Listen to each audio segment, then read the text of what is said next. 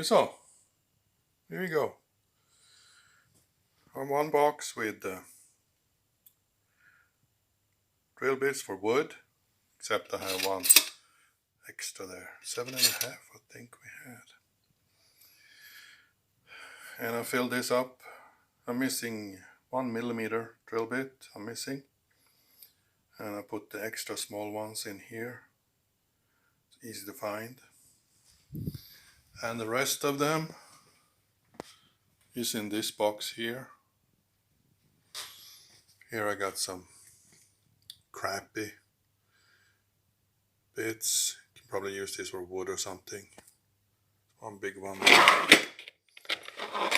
Here I got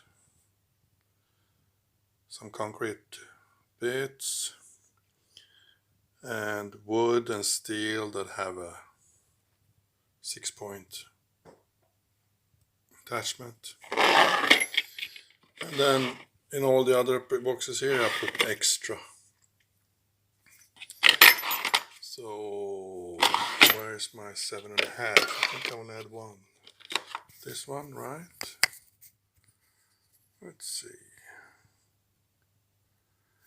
No.